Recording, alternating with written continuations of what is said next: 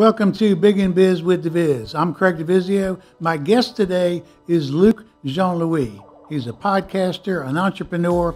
We had a wonderful conversation talking about those who are envisioning moving away from your full-time job to be an entrepreneur. What does that really take? What are the principles that are going to ensure your success? What does it mean to take action? How difficult is it? What about the small steps that you take? We got a little bit of something for everybody. Stay tuned. I know you're going to enjoy it.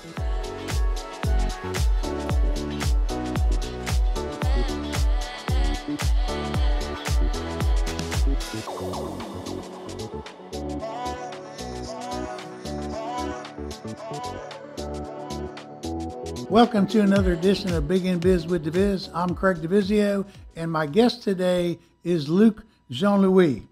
Now, I have to tell you this, that I was on his show earlier in the year. We had a fabulous conversation. You're going to love hearing what this guy's got to say. Interesting. We had a fun time. And I remember, Luc, at the end of that, you said, Craig, you need to have your own podcast. You do really well at this. So I'm letting you know on air, I'm giving you kudos right now, Luc, that you're the inspiration for all of this. That's why I'm here, based on your suggestion earlier on. Wow, that's great to hear. And that's excellent news. You know, it's interesting. You're not the only person I suggested that to, and then they actually went ahead and started a podcast. I love when people start a podcast. It's not that difficult, and I think you have a lot to share with the world. So absolutely. I'm glad you started your own show. You know, I listened to, I think, one or few episodes, and I think it's an amazing show. I know it's going to do very well and build a large audience. So it's incredible that you created your own show. Yes. I appreciate the kind words, and you were the inspirational start of all of it. Folks, let me tell you a little bit about Luc. Luc hosts a podcast called The Deep Voice Man Show, which helps professionals promote themselves and share their expertise and life lessons. Starting the show has been life-changing for him because it has expanded his network. Through the podcast, he's been introduced to several opportunities and amazing individuals. As a result of doing the podcast, he realized that he wanted to exit the rat race and have what he calls time freedom. I'm loving that term. He said the guests that he talked to inspired him, and after researching and experimenting several different methods, he decided to start his journey with drop shipping. He owns an Etsy shop called Luc Design Gifts, where he sells funny and inspirational gifts. Luc, it is a real pleasure to have you on the show, my friend. Thank you so much. It's a pleasure to have you as a guest. I'm very excited to be here. It's not often that I'm a guest on podcasts, and I usually I'm a host, and I'm inviting guests on the show. So it's great to have the shoe on the other foot, so to speak. So I'm a little nervous, but I'm sure I'll do fine.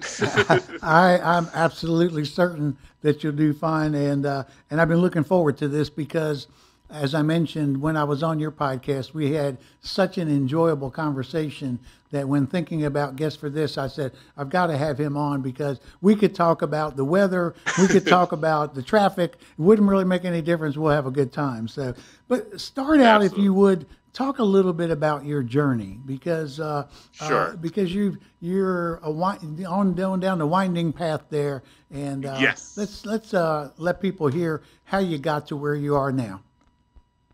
Yes. So my story starts in New York City. Actually, maybe a little further back from that. My parents immigrated to this country from the island country of Haiti. And unfortunately, Haiti's been in the news a lot, not for good reasons. But, you know, that's because of the situation there, you know, back then and even now, they left for a better life. So I was then born and raised in New York City, along with two of my sisters. Mm-hmm. And so I've lived in Manhattan my whole entire life. I love New York City a lot. Obviously, perhaps I should broaden my horizons and move at some point, but I probably will.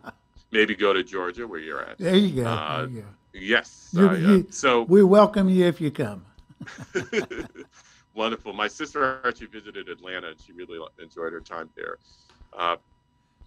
So what happened is that as I was obviously in New York City, I was a great, I excelled at school, I excelled at academics and whatnot, and I had made the honor roll, graduated oftentimes near at the top of my class. Also got my MBA and whatnot.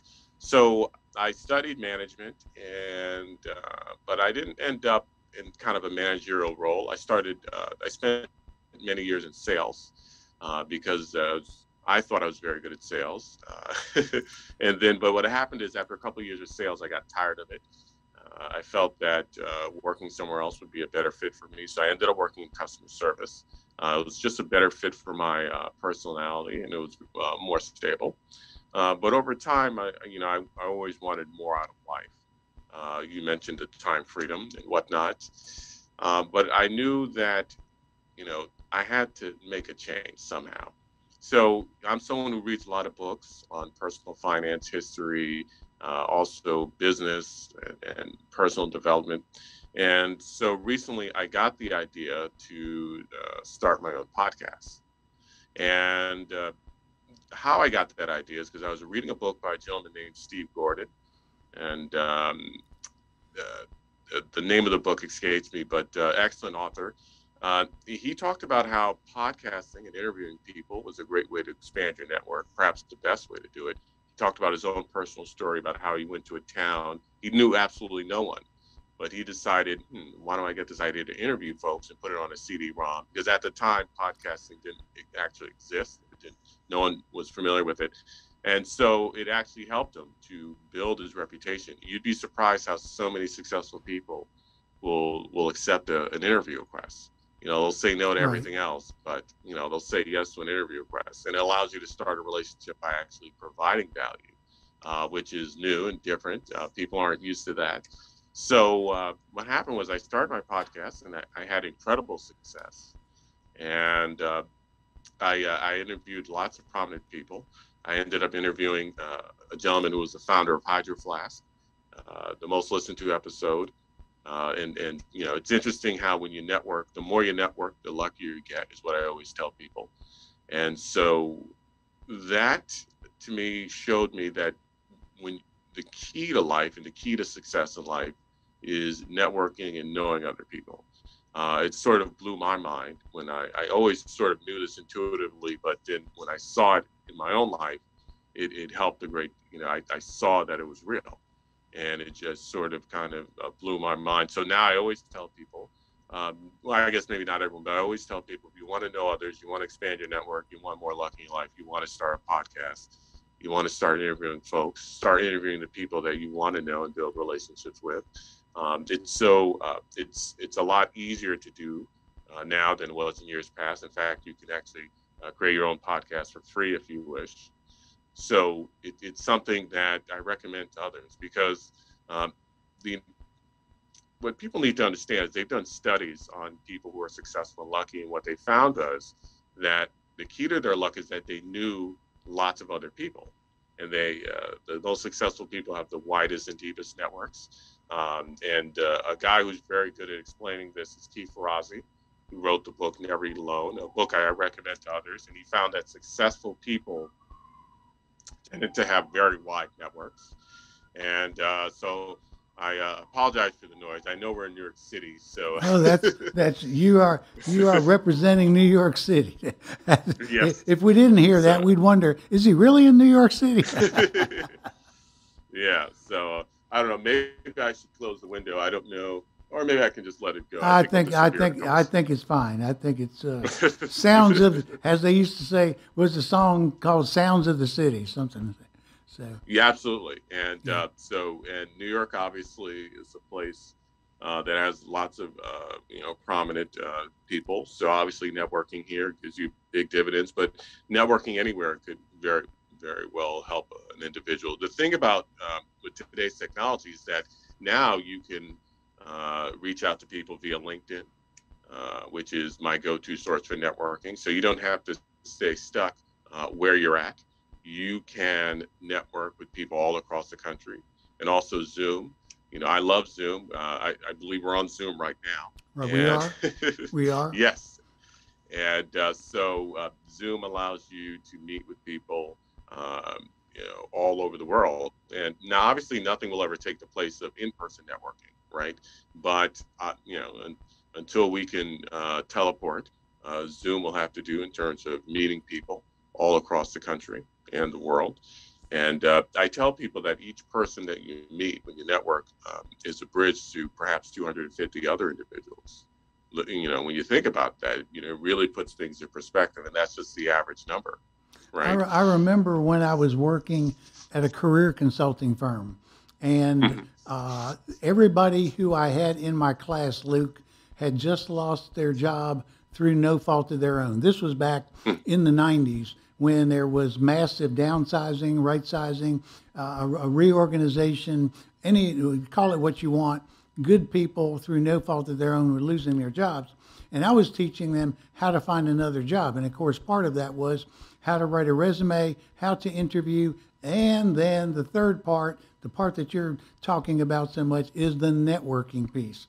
And it was amazing. People were really reluctant to reach out to other people to find out their stories, to ask for some help and some guidance.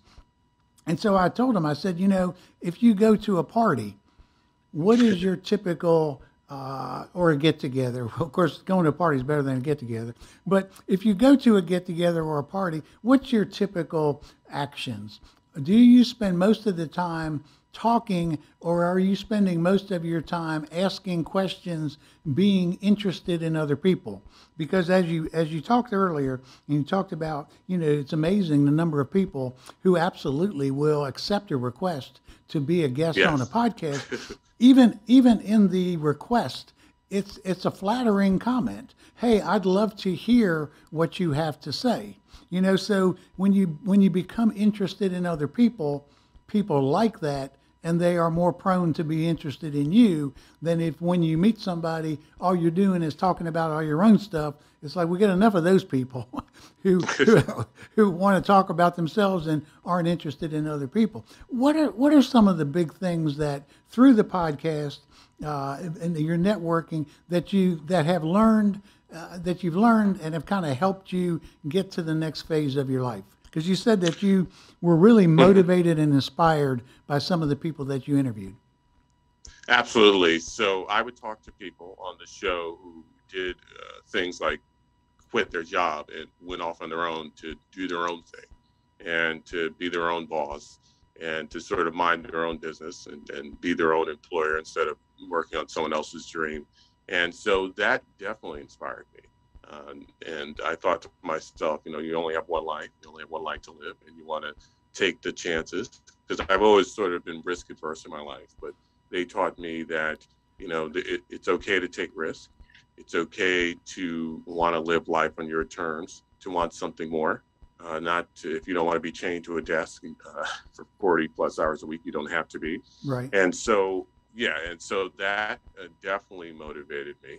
And I learned quite a lot from these folks and whatnot. And so, that basically put me on a journey to, again, wanting to exit the rat race. And I was, doing lots of research on lots of different things. I thought about real estate. And then I moved away from that. I thought about, I even tried out MLM a few years back. Not for me, and I don't think for most people either. Right. So I also looked at, as well as affiliate marketing and what have you. And I stumbled upon drop shipping, which I feel is the path for me. Now, I'm not recommending that for everyone, but it's something, I'm strongly considering and I'm delving into and having quite a lot of success with. And so I think for a lot of people, particularly with the internet, there's a lot of opportunity out there. They don't have to stay stuck.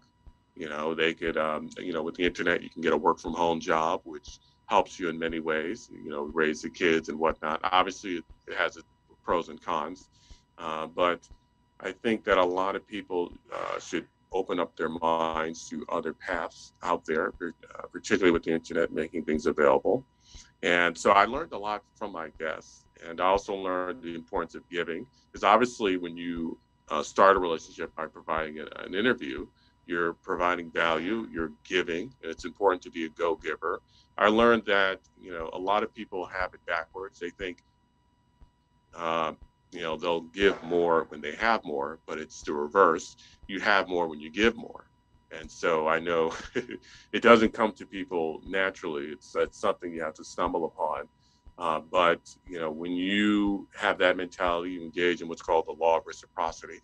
And so, I think a lot of people understand this, but they don't really implement it. And it's one of those things that, if you really, really, really implemented it, you'll see the results, and it'll motivate you to continue doing it more and more. You also mentioned the idea of listening.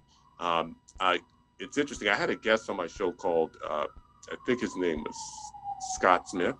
And he called himself a motivational listener. I want to stop you and say thank you to you.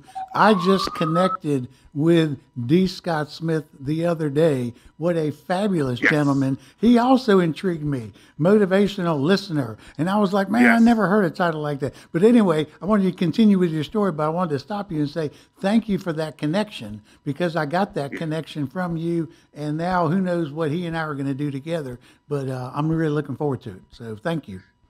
Absolutely. And, as a podcaster, I get to meet other podcasters. And so whenever there's a guest on my show, I introduce them to other podcasters so they can be a guest on their show. And it really is helpful that way, because obviously you reach multiple different audiences. And so that's a great thing. And obviously podcasters know a ton of people. So it's great to have them in your network as well. And I interrupted you, and I may have taken you off topic. I apologize. You were talking about that you met D. Scott Smith, and he called himself a motivational listener, and then I interrupted you. I apologize. No worries. What happened is that he also wrote a book about networking, which I think is excellent. And apparently, D. Scott Smith, he's all about helping businesses expand and grow through networking. He's not all about, obviously paying for tons of marketing. It's all about networking. And that really intrigued me a great deal. And I think it's something that people need to look into, particularly when it comes to job hunting, and you were teaching folks to do that along with resume skills and job interview skills, which I think is amazing, which I think is beautiful. So, it's interesting. Scott has helped me quite a lot. And I've helped Scott quite a lot myself by introducing him to other podcasters and helping him to get his name and brand out there. So he helped educate me with what he told me during the interview, and as well through his book. And motivational listener is something to me that I think is very important. Listening to me is an active skill. It's not passive. It's active. And you've all heard the saying, we all have 2 ears, one mouth. And when you're talking, you can only say what you already know, but when you're listening, that's when you get to hear something new. And I really internalize that, and I try to utilize this principle. So in conversations, I often don't talk that much, and people say, well, Luke, why are you so quiet? Because I want to learn something new, and I can't do that when I'm talking. And so that is important for people to understand. And, it's funny when you let other people talk, you do the listening, people come away from that and they think very highly of you and think, well, he's a great conversationalist, even though he didn't say much. It's very weird how that works. It's interesting that it's almost such a rarity that it stands out when you do it these days, because so many people are such horrible listeners that I actually created a class called Active Listening, basically based on what you just said, that so many people are so engaged with telling their own story or just talking that they don't spend the time to listen to others, and as a result don't see the value of listening. And so we're going to be right back with a little bit more from Luc Jean-Louis after a short break. You've been listening to Big in Biz with DiViz. Stay tuned.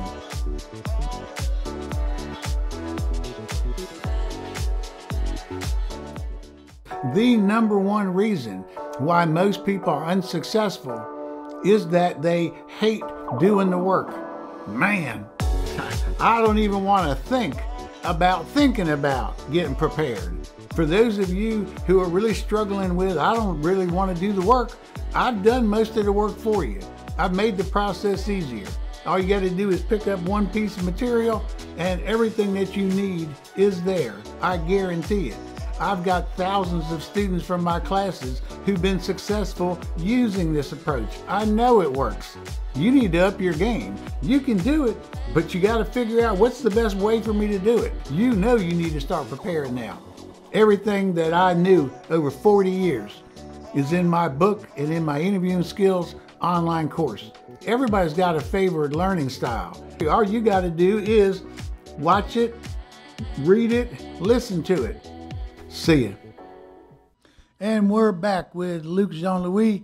We've been talking about his journey of starting as a podcaster and then recently making the break from what he calls the rat race to get a little more time freedom. And I want to talk a little bit more about that because, Luc, I am absolutely certain you're aware of this. Right now, we have an unprecedented number of people quitting their jobs to start their own businesses. And, Right. and in a way, I'm excited for them because having been working for myself now for 32 years, I got the best boss in the world. He's pretty tough on me. He doesn't give me a lot of time off, but I love working for him. But there's also a lot of pitfalls and a lot of traps in this. Let's bust out and do your own thing. You mentioned a while ago that you were, for a period of time, risk averse. And Yes. so what that means to me is making this change might have been as difficult for you as it is for anybody. Talk a little bit about the things that you considered. What were the key points that you had to get a handle on before you were ready to pull the trigger and make the change? Sure. So a few of the key points was that, I guess the first key point is I wanted to fill my head with knowledge because I was not aware of all the opportunities that were out there.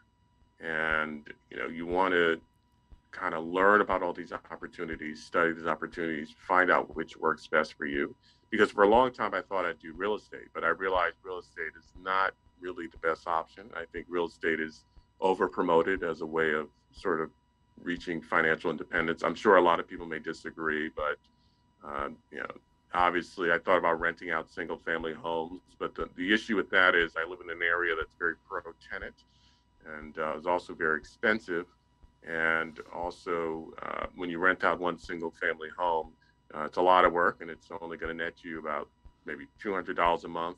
So, I figured this probably isn't the best option. So I looked into things like MLM, where you have to bother your friends and family, and I don't want to do that. I've done enough of that, and so it's a strain on your relationships. So yes, it certainly does, and that's one that is really highly promoted. There's no doubt about Yes. it. But that is, Yes. having worked in an organization that wasn't strictly MLM, but was something close to it. Believe me, Right. it's you're talking to everybody and your brother, and it's always. I felt like I was always selling, and it was, and that wasn't me, me. So yeah. Yeah, because what ends up happening is you end up joining the NFL. No friends left. So you can also I'm gonna steal that one, but I'll give you credit every time I use it. The NFL. Oh, I stole it from someone else. Oh, You can take it. So it's fine. And so and also it has a high failure rate, north of 99%. So it's something to, in my opinion, to avoid. But I think the top ways for people is to obviously I love drop shipping. There's also drop servicing. Affiliate marketing is something one could also get involved with. I also like the idea of creating your own audience, so you can start your own YouTube channel, start your own blogs, start podcasts. It's interesting. There are people that make a ton of money on YouTube just putting out cat videos. That seems kind of odd, but I swear that is the truth. So doing a YouTube channel, obviously, it's a great way to say bye to the 9-to-5. And so I think that there's a lot more opportunities that I'm sure I haven't even mentioned it. Well, Luke, no, the point that you're making is one that I think is extremely appropriate for what's going on right now. As I mentioned, as I heard that we've got these throngs of people who are Right.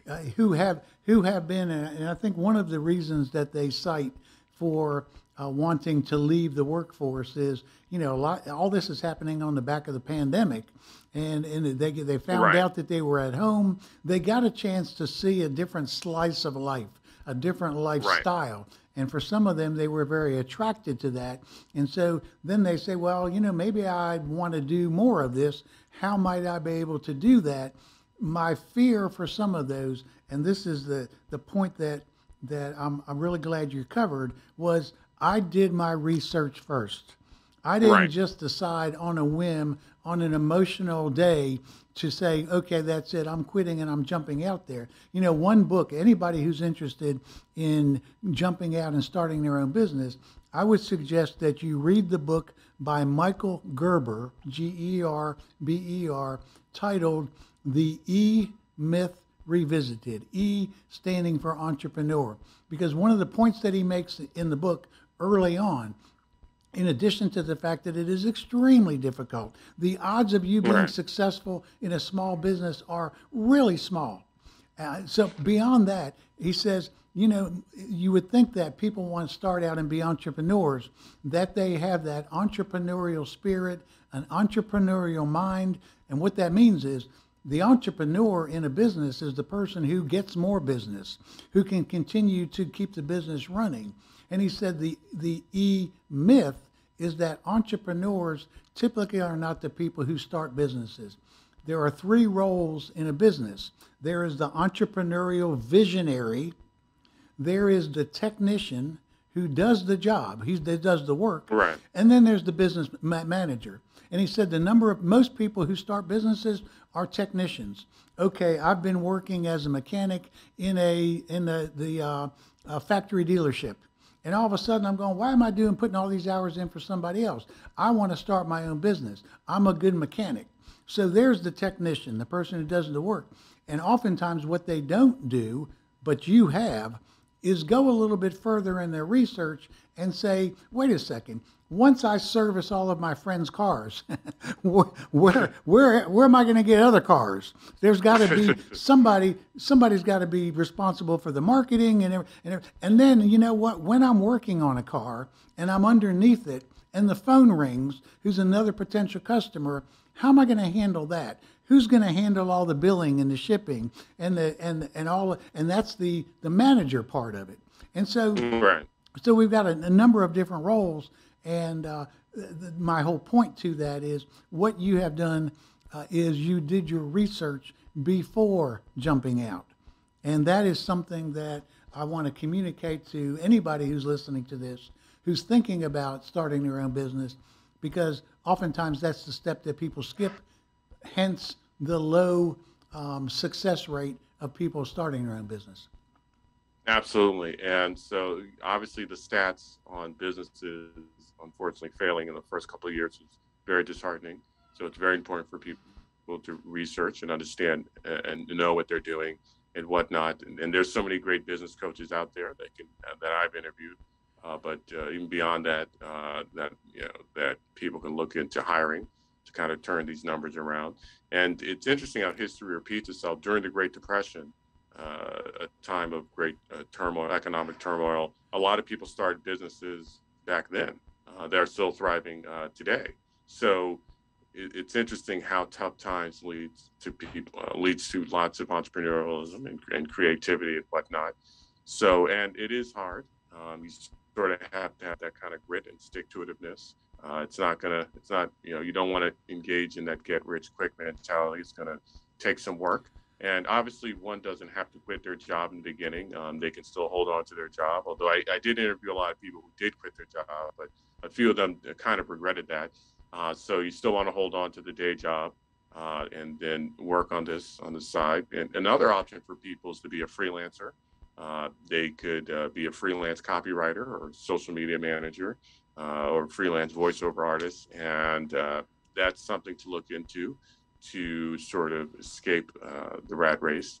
And so and obviously there's also the saving a lot of money and putting in the stock market. I'm not too much of a big fan of that route, but it has helped a lot of people.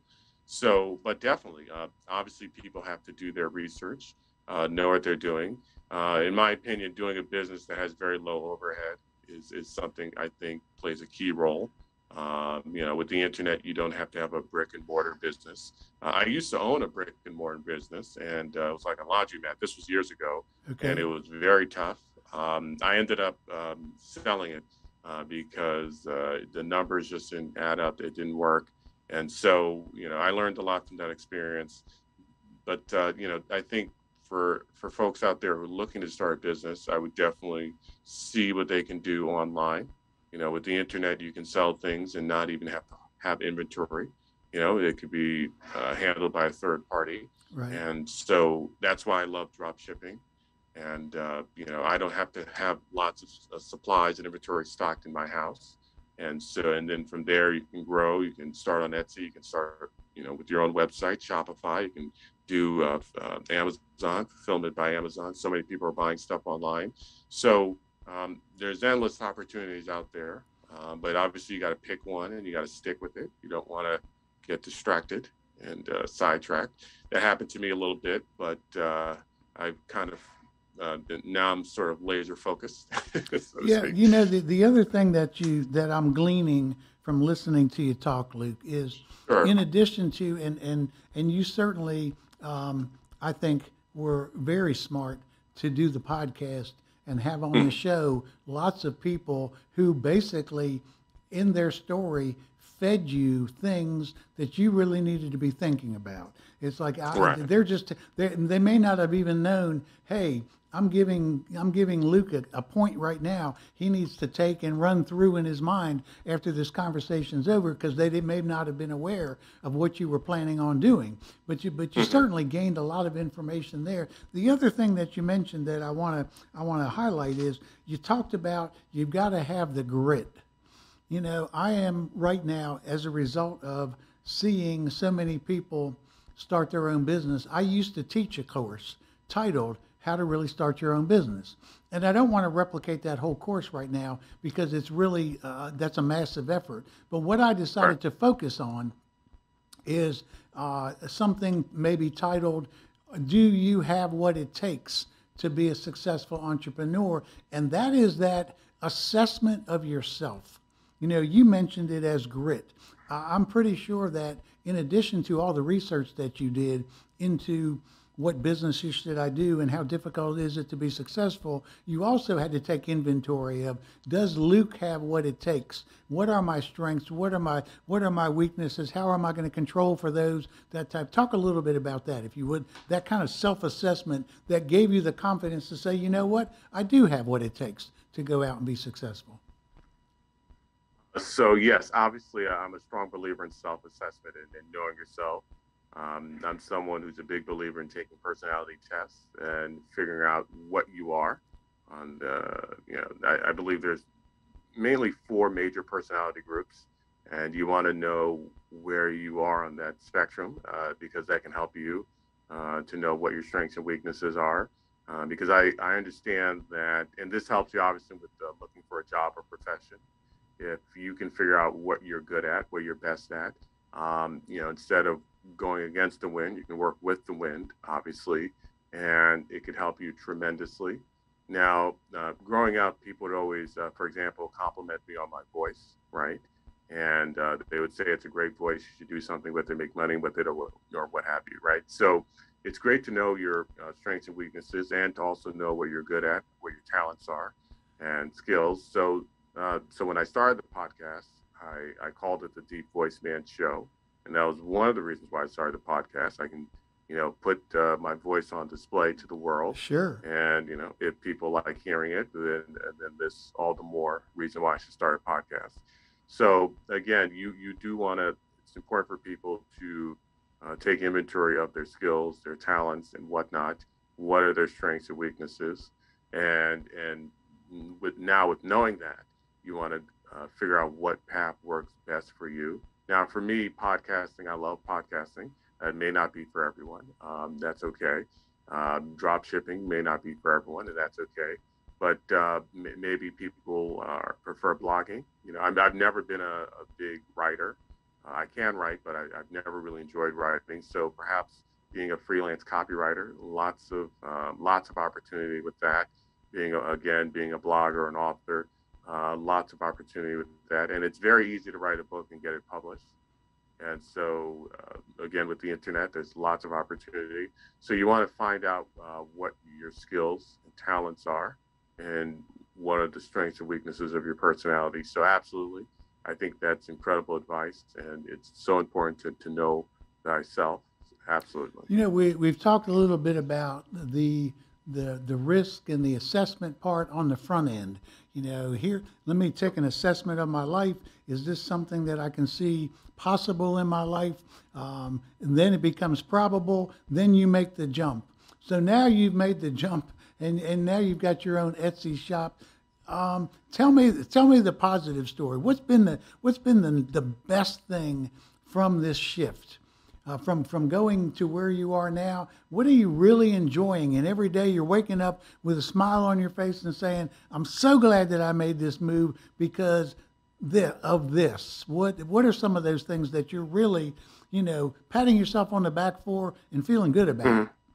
Sure. So, well, just to be clear, I still have my day job that I'm still working, but hopefully soon I'll be able to say bye to it, of course. But what gets me real happy is every time I get an email saying that I got a sale, and that pleases me quite a bit. The idea that you can make one product, one design, and you can just make that one product and continuously make money off of it is something that I find very pleasing.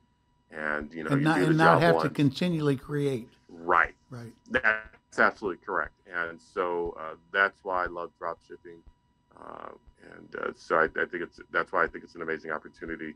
And so, that it once you see those little bits of results and success, it tends to motivate you. Okay, so I got a sale here or there. Now I see that it's real. I see profits are coming in, and that it motivates you even more. And So I think I can see that it's also validating you. Hey, this was a good right. decision. Look what I'm doing. People are enjoying the products that I've got out there. It's validating of this whole journey that you've been on. One other thing I want to tap into before we end today is talking about success principles. What do you believe are some, regardless of what people are doing, whether they're working 9 to 5, whether they're doing their own business, whether they got a couple of side hustles, whatever. When you think about success principles, what comes most to mind? Great question. What comes most to mind is action. Now, everyone knows the principle of thinking positively. Everyone knows you got to think positively. But at the end of the day, it comes down to action. What are you doing? You can have all the great positive beliefs, daydreams, visualization, affirmations, all that stuff is wonderful. I'm not saying that it's bad, that there is a place for it, but you want to take action. And then because action is the key.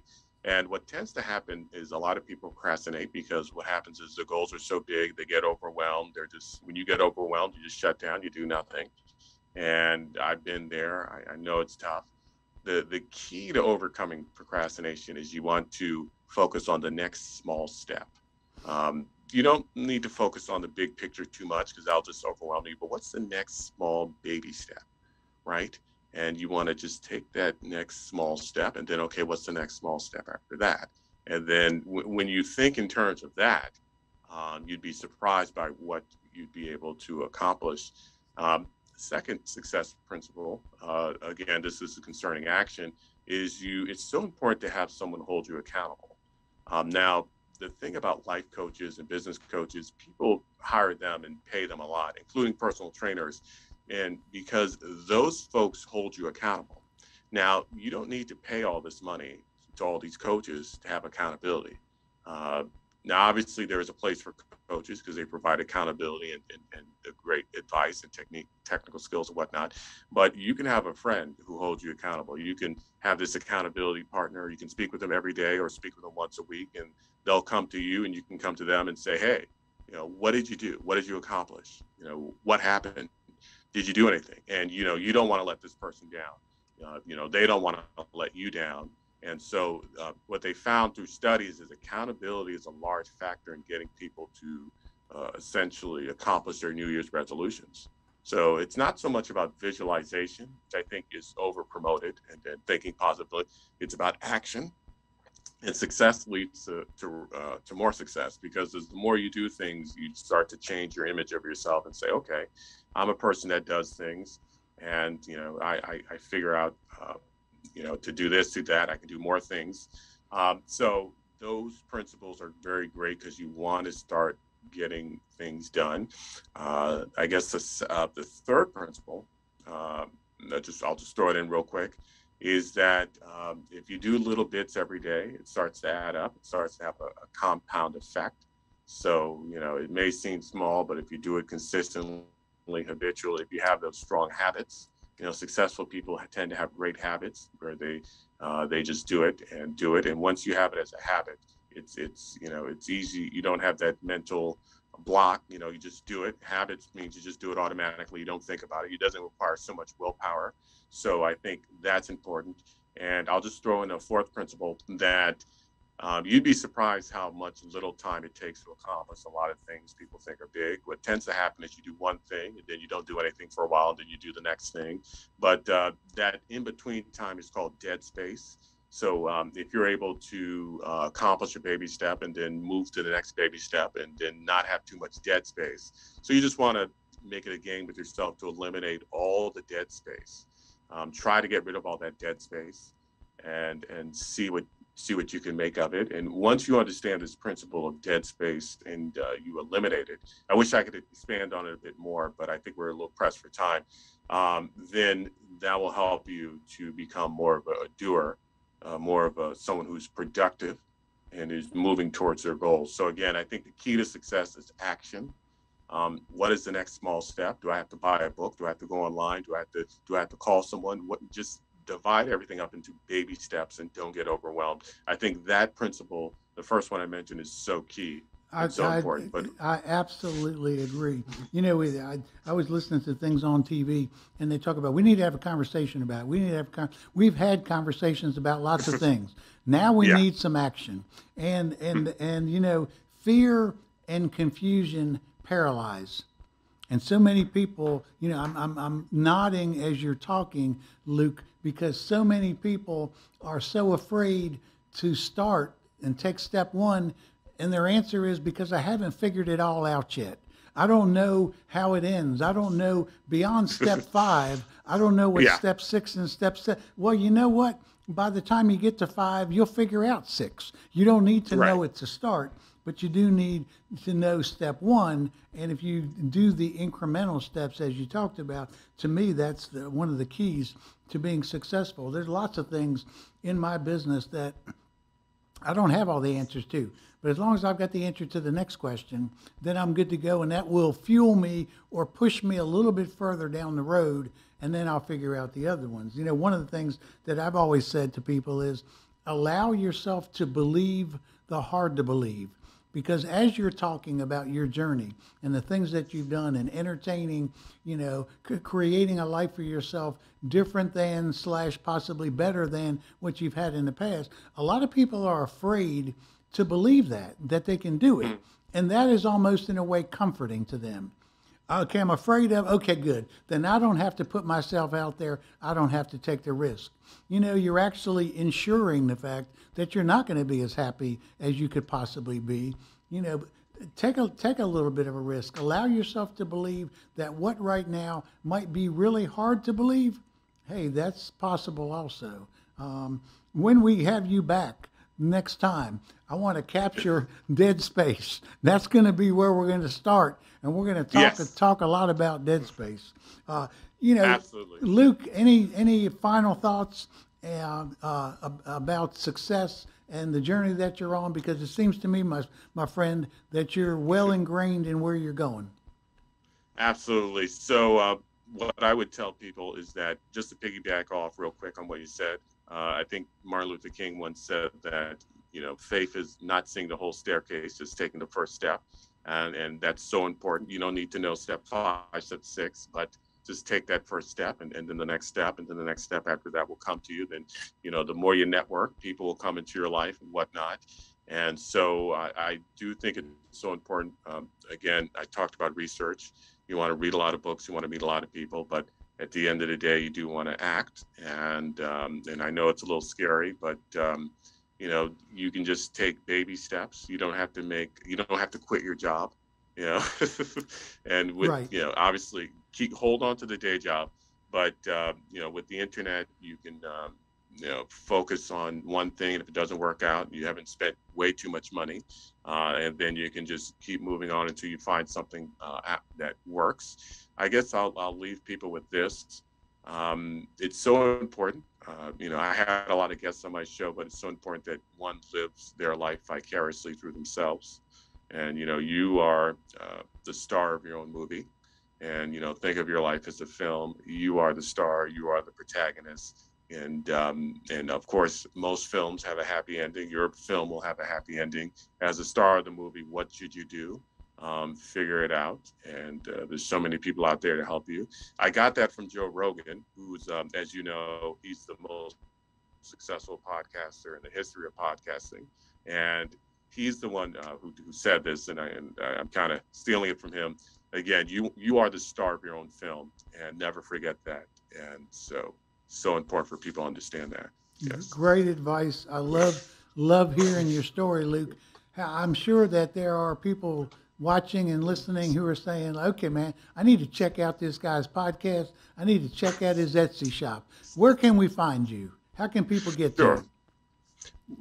Great. So my podcast, the name of my podcast is called The Deep Voice Man Show. And you can get this, listen to this podcast on the website, thedeepvoicemanshow.com, or you can go to thedeepvoiceman.com. We are available on Spotify, Google, Apple, and a whole bunch of other places. So definitely, if you can, check out the podcast. I've had Craig on as a guest, one of my best interviews. And for the Etsy shop, the name of the Etsy shop is called Luke Designs Gifts, and you can visit the website lukedesignsgifts.com. Again, lukedesignsgifts.com. Check out what we have there. I'm sure there's going to be something for everyone to like. And obviously, Christmas is coming up, and so you can buy yourself a gift, or you can buy someone else, a friend or family member, a gift, and check out the mugs. A lot of them have funny designs or inspirational quotes and sayings. And over time, it won't just be mugs. It'll be shirts. There'll be a whole bunch of other stuff. And over time, I want to branch out. Something for everybody, right? Absolutely, yes. Yeah. Luke, it has been an absolute pleasure returning the favor of having you as a guest on the show. Absolutely. Love to come back on here as a guest at some point in the future. I'd love to have you. We need to talk about Dead Space for sure. Yes. All right, Absolutely. my friend. Thank you so much. All right. That's it. That's it for another edition of Big in Biz with DiViz. I want to thank you for watching. Until next time, stay cool, have good thoughts. See you.